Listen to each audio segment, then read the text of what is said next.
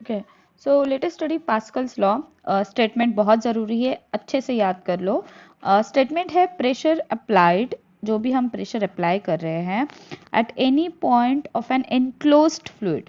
Fluid कैसा है? Enclosed है, ठीक है, और रेस्ट पर है। Transmitted equally and undiminished to every point of the fluid and also on the walls of the container, provided effect of gravity is neglected। बहुत ही इंपॉर्टेंट स्टेटमेंट है। क्या बताता है हमें ये स्टेटमेंट? कि अगर आपके पास कोई भी फ्लूइड हो, ठीक है, कोई भी इनक्लोज फ्लूइड है जो रेस्ट पर है, उस पर अगर आप किसी भी पॉइंट पर प्रेशर अप्लाई कर रहे हो तो वो पर्टिकुलर प्रेशर ट्रांसमिट हो जाएगा इक्वली और अनडिमिनिश, मतलब कुछ भी उसमें कमी ना होते हुए, ऐसा undiminished at every point of the fluid, her point पे फ्लूइड के, also on the wall of the container। एक और चीज, प्रोवाइडेड ग्रेविटी इज निग्लेक्टेड। ठीक है, चलो अंडरस्टैंड करते हैं इस चीज को थोड़ा और अच्छे से।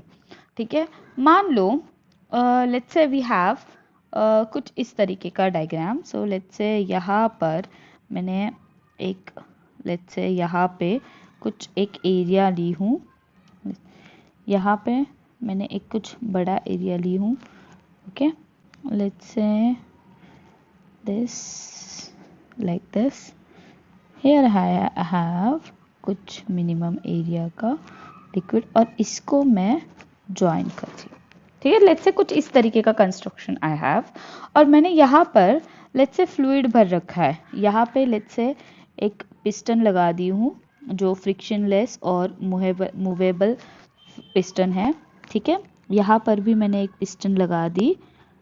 ओके, और यहाँ पे भी हमने एक पिस्टन लगा दिया। ठीक है, और इस पूरे के पूरे कंटेनर में हमने कुछ फ्लूइड भर दिया। ठीक है, जैसे यहाँ पे हम लोग कुछ इस तरीके से यहाँ पे फ्लूइड भर देते हैं। ठीक है, जैसे यहाँ पे अंदर कुछ, एक मिनट,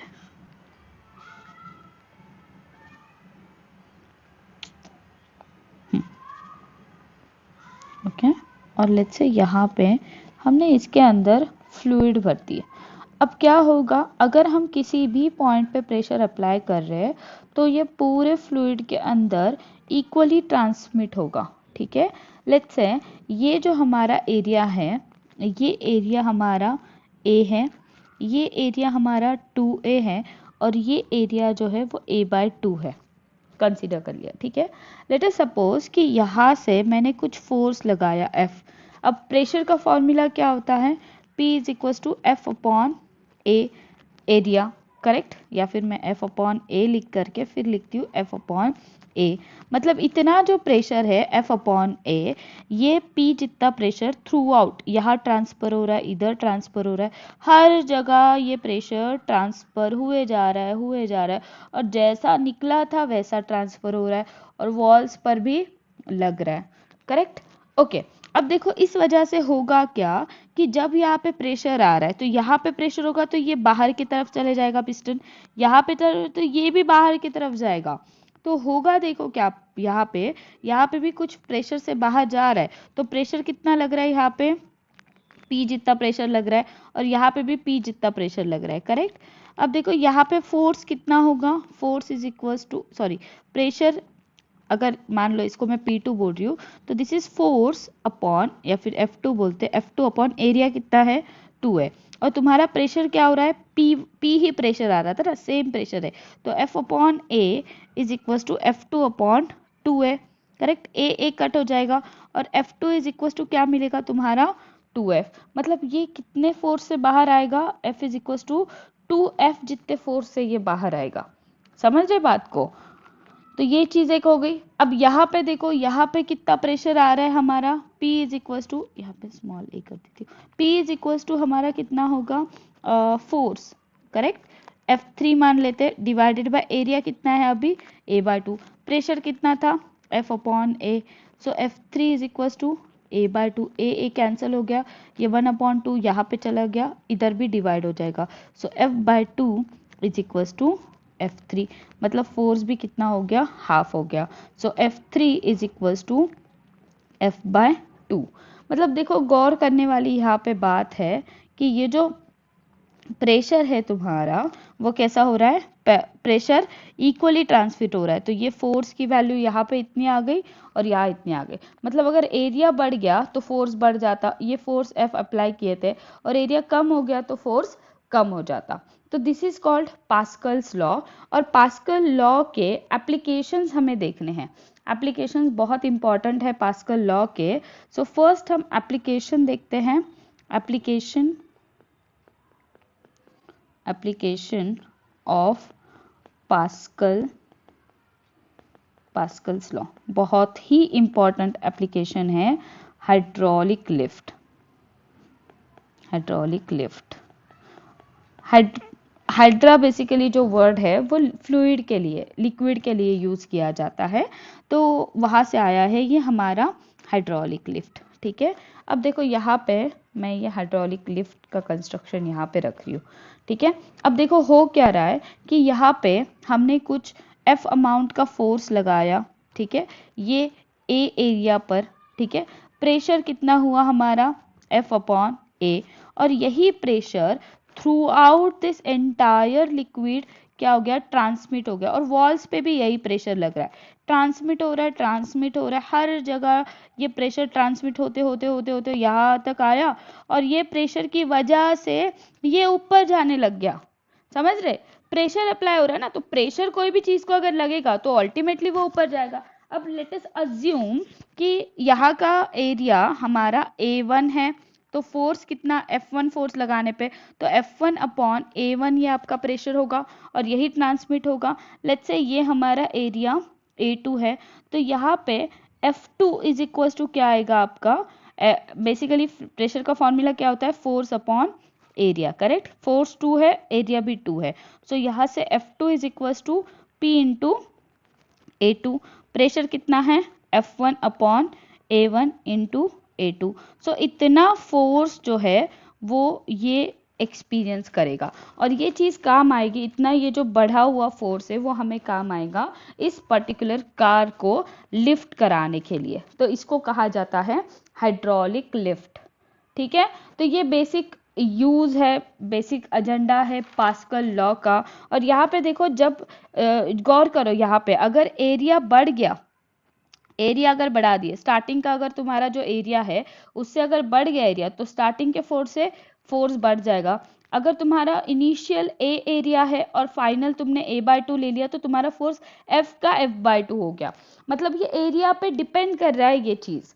करेक्ट, सो ये चीज आपने यहाँ पे नोट डाउन करनी है, और इसी तरीके से आपने अपने लैंग्वेज में आपको एग्जाम में एक्सप्लेन भी करना है। ठीक है, ओके। सो नेक्स्ट जो आपका एप्लीकेशन है हमारा हाइड्रोलिक ब्रेक्स। सेकेंड एप्लीकेशन है हाइड्रोलिक ब्रेक्स, ये एप्लीकेशन। ठीक है, अब इसका अगेन इसका भी हमारा वर्किंग प्रिंसिपल क्या है, working principle is Pascal's law. और हाइड्रोलिक लिफ्ट का भी working principle again Pascal law. ठीक है, अब देखो हाइड्रोलिक लिफ्ट किस तरीके की होती है, यहाँ पे मैं ये डायग्राम ले रही हूँ। ठीक है, अंडरस्टैंड होने में आसान होगी। देखो, जब भी तुम कार में बैठते हैं तो तुम्हारे पैर के पास एक पेडल होता है जिससे तुम प्रेस करते हो और फिर ब्रेक लगता है। तो इसी तरीके का देख रहे हैं हम लोग कि हाइड्रोलिक ब्रेक क्या होता है।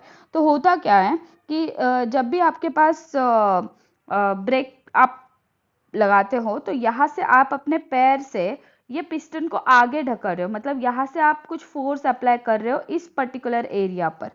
ठीक है, और ये जो फोर्स अपॉन एरिया, ये जो प्रेशर क्रिएट हो रहा है, वो इंटायरली इस लिक्विड के अंदर ट्रांसफर हो जाता है, वो भी कैसा, इक्वली एंड अनडिमिनिश्ड। ठीक है, अब देखो कुछ समझते हैं पहले चीजें। ये जो आपका सिलेंडर होता है जिसके ऊपर पिस्टन को आप पैर से ढकेलते हो, तो उसको कहा जाता है मास्टर सिलेंडर। ठीक है। और ये 4 सिलेंडर जो अटैच होते हैं तुम्हारे पहिए को, बाइक के कार के जो पहिए होते हैं ना उसको अटैच होते हैं, तो उसको कहा जाता है स्लेव सिलेंडर, मतलब ये काम वाले लोग हैं, है ना, इनसे काम कराना है। सो बेसिकली क्या किया जाता है, ये जो 4 स्लेव सिलेंडर है, तो इसमें क्या किया जाता है कि यहाँ से जब फोर्स अप्लाई किए, प्रेशर क्रिएट हो गया, प्रेशर ट्रांसमिट हो गया और ये पहिए बाहर की तरफ निकल जाते हैं। और जब ये बाहर की तरफ आते हैं तो ऐसा कंस्ट्रक्ट किया जाता, देखो आपको याद होगा, आपके पास अगर बाइसिकल वगैरह होगी तो बाइसिकल के ब्रेक्स देखो कुछ इस तरीके का आपका पहिया होता है और ब्रेक्स दोनों तरफ से ऐसे जकड़ लेते हैं, जब आप ब्रेक लगाते हो तो दोनों तरफ से जकड़ लेते हैं टायर को, तो उसी तरीके से ये भी टायर को रोक देते हैं। So this is basic principle of Pascal's law कि यहाँ से फोर्स अप्लाई कर दो और वो force throughout entirely transfer करो प्रेशर, और फिर यहाँ से पिस्टन तुम्हारे आगे चले जाएंगे, ठीक है। सो this is your hydraulic brake system, ठीक है।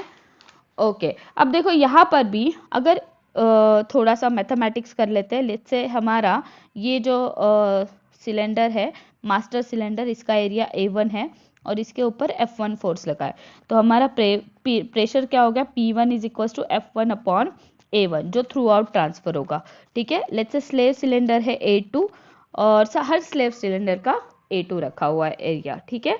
और हमने A2 को हमेशा ग्रेटर देन A1 रखते हैं जब तुम्हें फोर्स ज्यादा चाहिए होता है, ठीक है। So your F2 will be P1 into A2, ये समझ रहे कहाँ से आया, क्योंकि प्रेशर तो सेम है, वो कितना लगेगा F2 अपॉन A2, तो यहाँ से ये इक्वेशन हमने लिखे।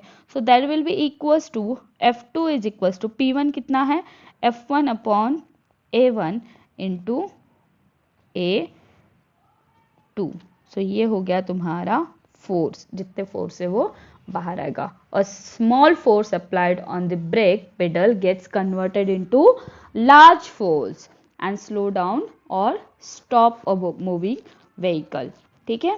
तो इस तरीके से आपका व्हीकल स्टॉप हो जाता है, ओके।